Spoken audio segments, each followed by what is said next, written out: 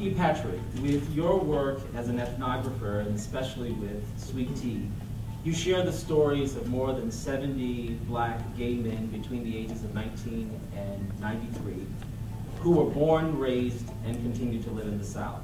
Are you hearing something that could help us to further frame justice and maybe be some groundwork for us to have a covenant? Sweet Tea has been a labor of love for me because it started with me attending a picnic sponsored by an activist group. Ron Simmons, anyone know Ron Simmons? Yes. About 15 years ago, about the time you were writing One More River to Cross, I was attending a picnic sponsored by Ron's group. And seated about 3 feet from me were a group of older men, probably all over 65, talking about what it was like to be black and gay and be Southerners. And what was so amazing to me about listening to those stories was that they were revealing a history that I didn't know I had, even though I grew up in the South.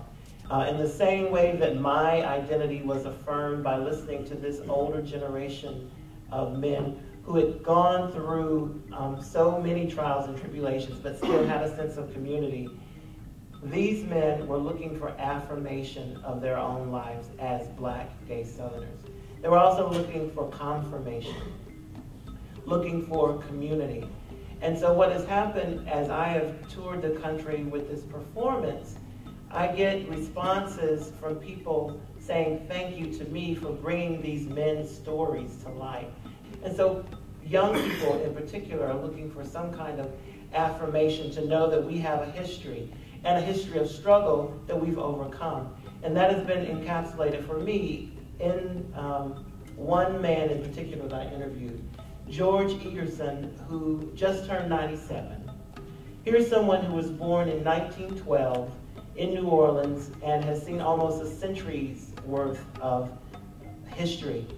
And the reason why George Egerson, for me, represents justice is because here's a man who not only stayed in New Orleans during Katrina, but lived to tell about it. So in 2005, when I interviewed him, it was just 7 months before Katrina hit. And after Katrina, for 4 years, I wasn't able to contact George. Someone in Oakland, California, had gone to Borders to buy a Bible and saw Sweet Tea in the window. And the book was turned so that the back cover was showing through the window, which has a picture of George on the cover. And he said to himself, that looks like George. So he goes in, he picks up the book, and sure enough, it is the George Egerson that he knows. And he reads in George's narrative that I've been unable to find him. He emails my publisher. The press emails me with this person's information. We get in touch. He gives me George's number. I call him. He picks up the phone.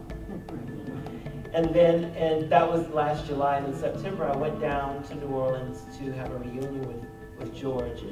And what was remarkable about George is that he spoke to me as if, oh, surviving Katrina was nothing. He said to me, I didn't grow up with electricity. He said that the National Guard came to his home and said it was a mandatory evacuation. He said to them, where am I going to go? Where am I going to go? If I go to that Superdome, I know I'm going to die. And he was right.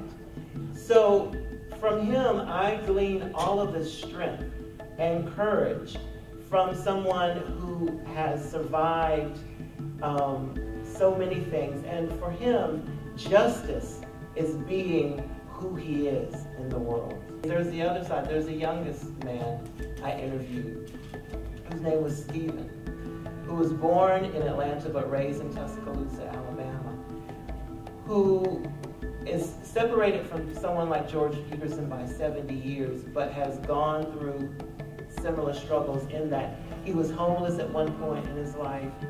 He felt pressure to be masculine in high school and have a girlfriend.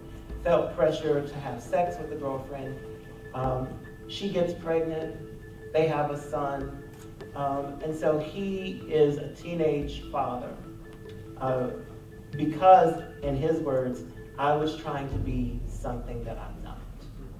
So some of the things the small things that we can do in terms of seeking justice is finding the courage to call people out. Maybe we sit through that homophobic sermon in church because that's our church home, that's all we know. But that doesn't preclude us from going to see Pastor during Pastor's hours and saying, Pastor, you know, what you said stayed on my heart. But and it stayed on my heart because you stepped on my heart. So we can call people out. We can say, Mama, no, they not called fags today.